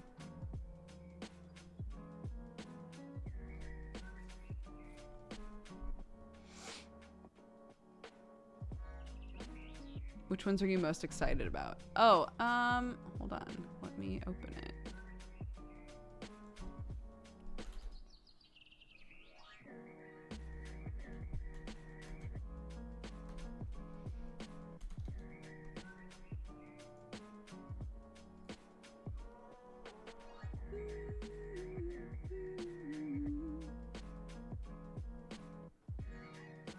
Dash notes, that's not it.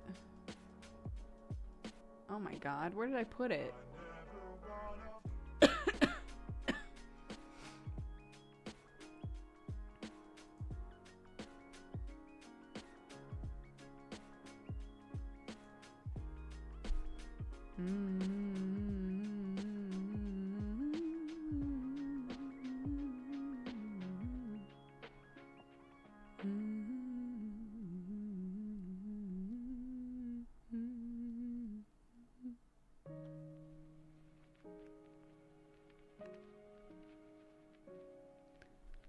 Fuck.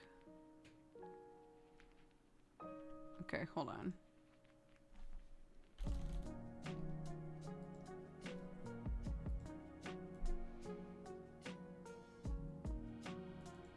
Oh. It was in a very weird folder. Okay, yeah, so my favorite games that I played, I think, are Cult of the Lamb, Many Pieces of Mr. Ku. Cult of the Lamb is literally a game that is just like made in a test tube for me, and it annoys me.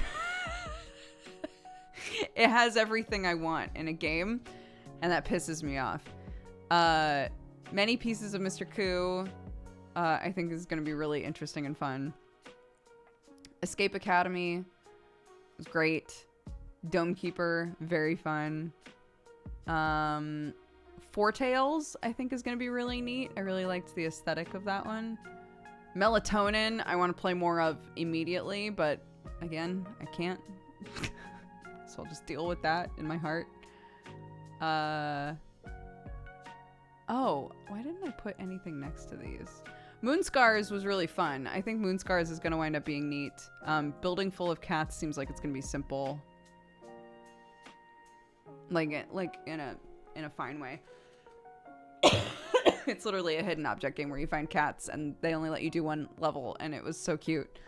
Beneath Orisa I think could be neat, but it needs some work. Paper Trail is really interesting. The Unliving also needs some work, but I think could be very cool.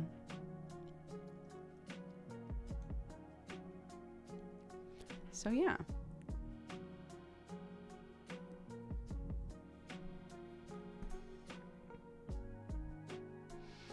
Oh my gosh.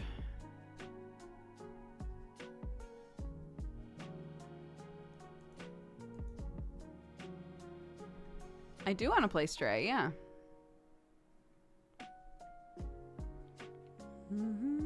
Ooh, the Quarry's out. We'll have to play that when I get back.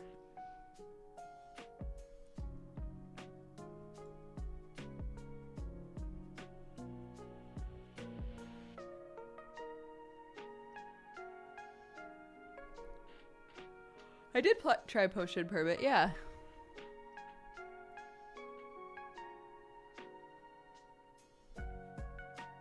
It was not one of my favorite games that I played. If that's why you're bringing it up. I thought it was fine. It was fun.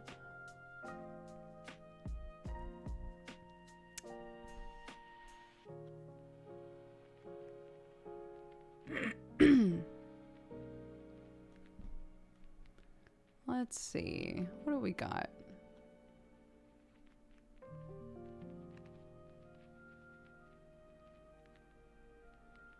There's a game called Pacifish. Is this a fishing game? Is this an idle fishing game? Oh my god, it is. Oh no. No, that's not the right game for me. No, thank you. Nope. Oh shit. Should we play Hatsune Miku today?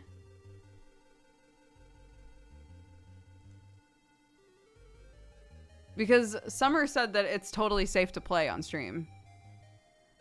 And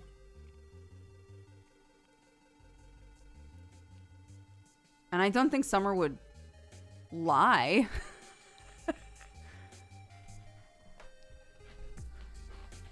Squints.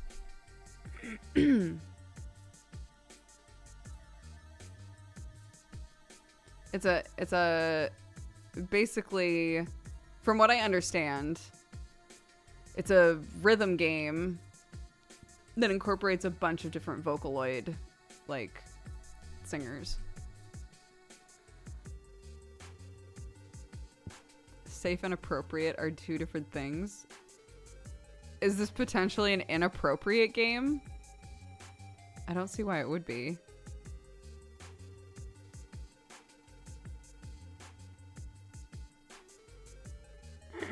I didn't get dinged for it at all. Just one muted VOD song. I can tell you the song. Okay.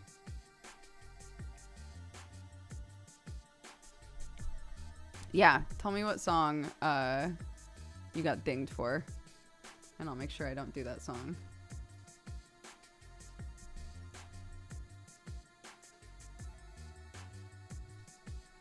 Hell yeah, let's do that. That sounds fun. Cool. I'm gonna take a little break. I'm gonna go grab some water and things and check on my family. When we get back, we'll be weebs, you know, as God intended.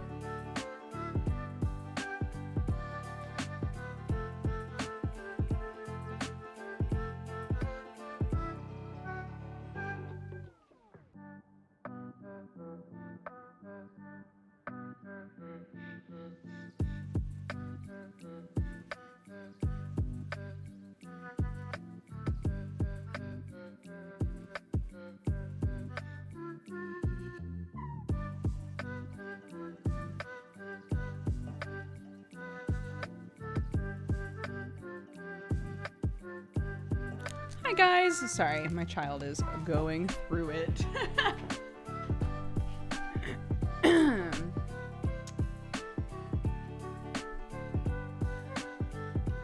She's been so tired. I've been so tired too. It might just be the heat.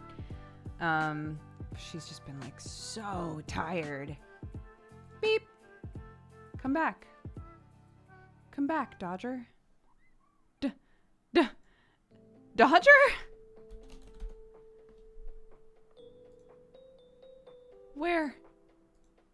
Where is it?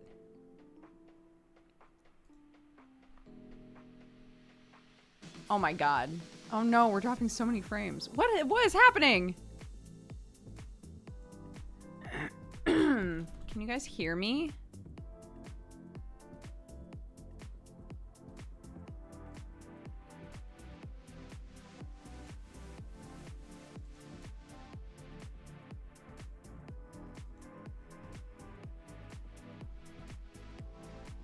If you can hear me, that's good.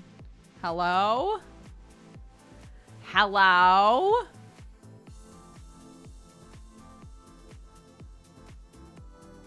Oh, goodness. You can hear me. Okay, that's good. Oh, no. No!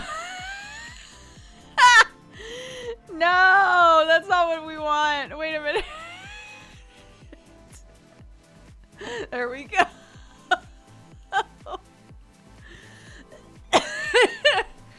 Holy shit. Okay. Hi, hello. I'm realizing it's because of Hatsune Miku. Because Miku is still installing. I thought that it would be done by the time I got back, especially since it took me so long. I know.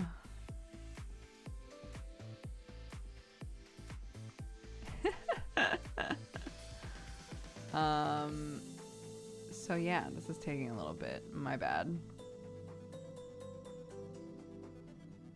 The screaming deer is a mood. Yeah, screaming deer is very good. That's the default with VitoTube, is the screaming deer. So if ever you see a stream and there's just a screaming deer, you'll know it's because I just opened VitoTube. Miku is big and powerful. Seriously.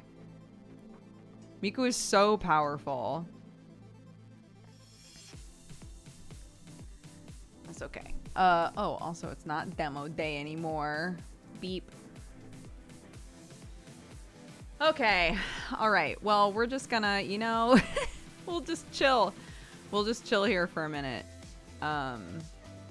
Until Miku is done taking complete control of my computer.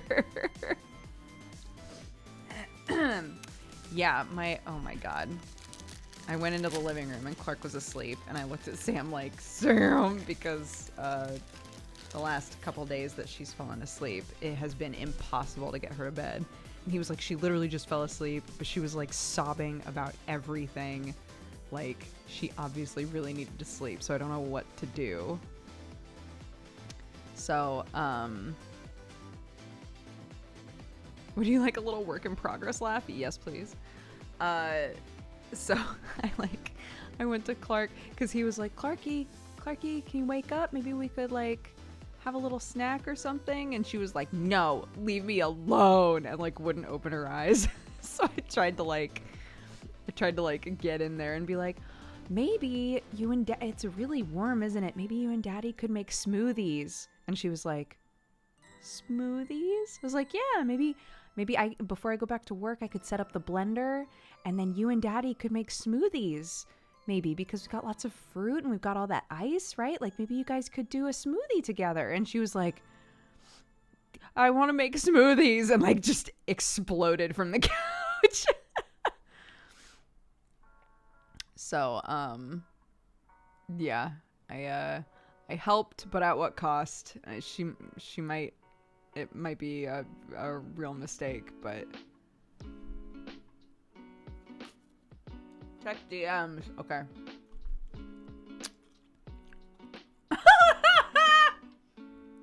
Oh my god.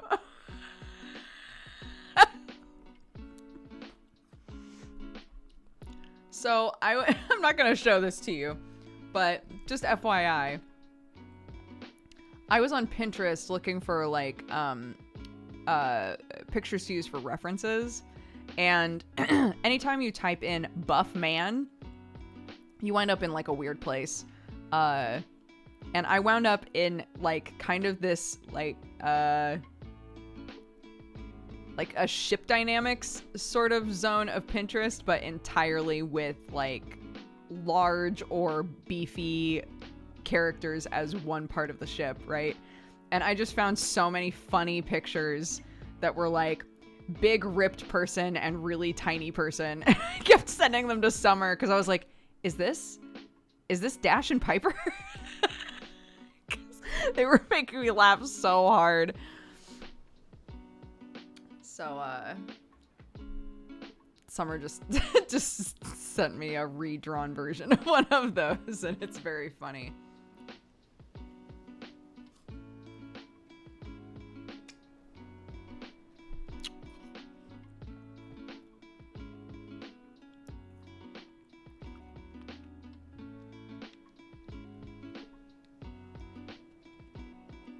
Yes, our frames are bad.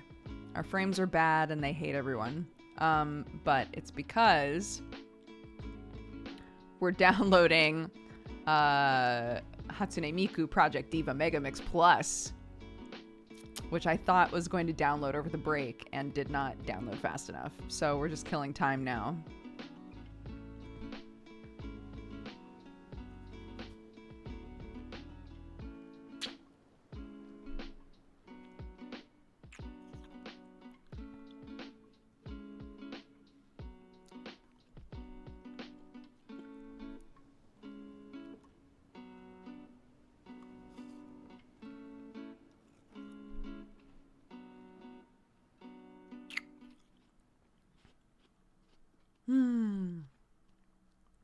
I mean, it's not mine. Summer sent it to me, so I'm not going to show it to you guys.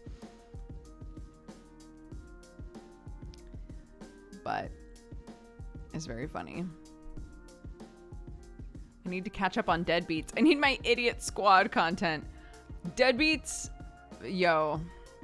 I think Deadbeats has gotten so good. Hellions has also gotten so good. Both of them are really, like, interesting in different ways.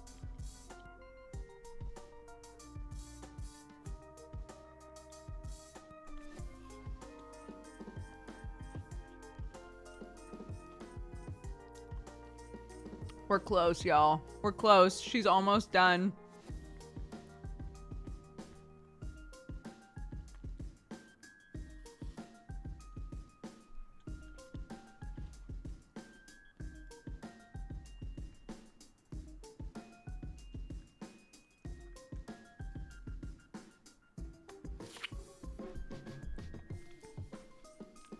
Yes, I love chia seeds. Chia seeds in a smoothie is good. I also put, I get those frozen chunks of spinach I'll put one chunk of frozen spinach in a smoothie. You literally can't taste it, and you're getting some spinach in there.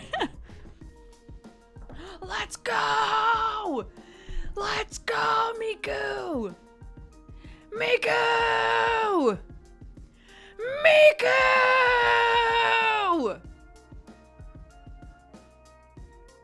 It's done. Hell yeah, we did it.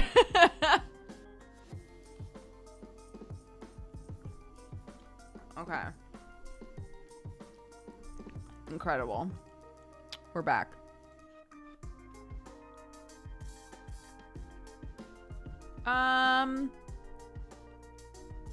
Warnings for this game? I assume probably flashing lights. Flashing lights and imagery.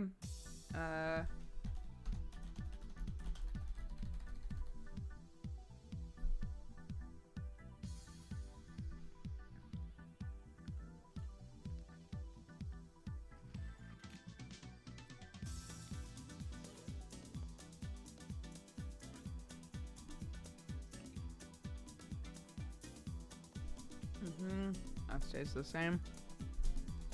Oops.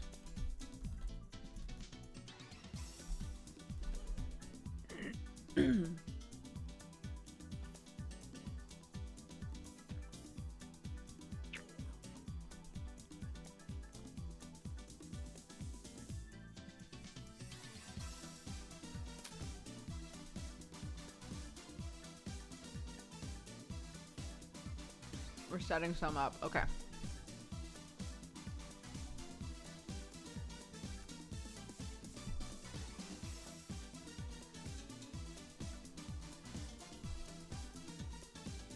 Okay.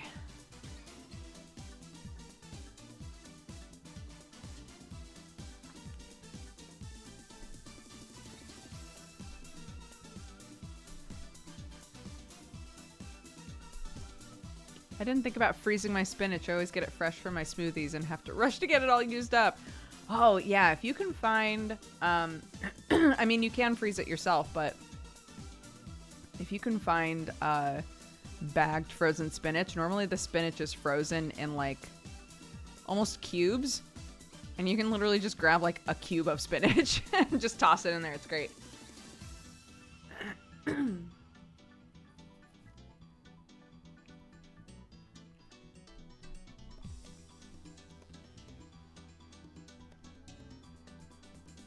Yeah, I have 100%. Look, I have failed. I have failed as a streamer, dude. I need to fix this bot situation, and I keep forgetting until I'm literally streaming, and then poor Obscurum is just like being a bot instead. I'm like, this is not the experience a baby mod should have. This isn't who you are. You aren't a bot. Oh. I'm sorry. I'm sorry, team. Pet the mod. Pet the mod. Pet the mod. Pet the mod.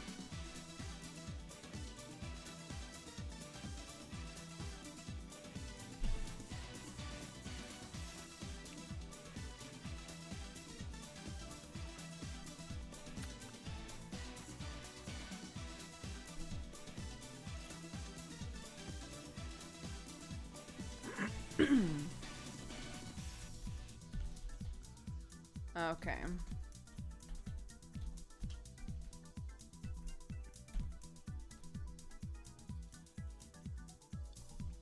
Pet the bot. Pet the pontifex.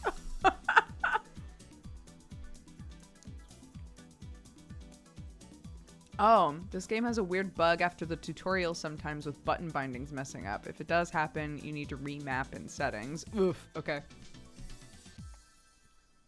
Okay.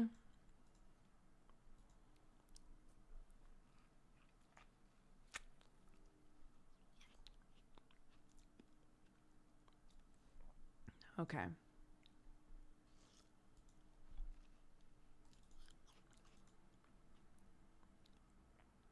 Let's go, let's go. No. Ah, quick. Oh my god.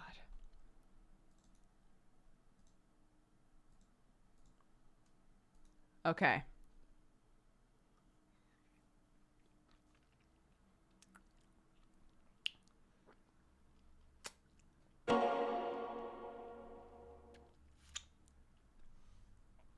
I'm eating a popsicle. I'm eating a popsicle. We had the time, so I started eating a popsicle. I have to finish it now. Yes, big flashing lights, flickering images warning on this game. Please keep that in mind before you watch. XOXOXO.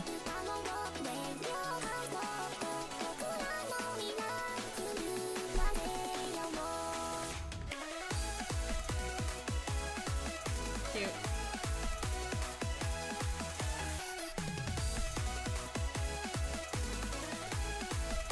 I've literally never been into Hatsune Miku in any way, shape, or form, or any Vocaloid. I like the music, but I've never, like, I don't know which Vocaloid does which music that I like. Does that make sense?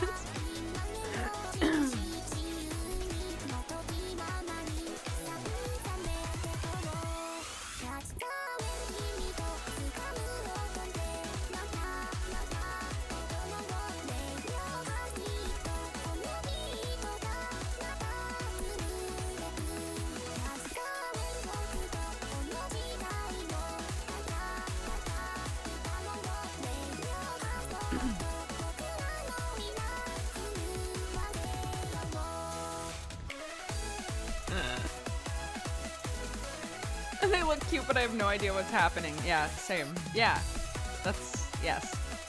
I'm like, this is a good song. This is a fun song.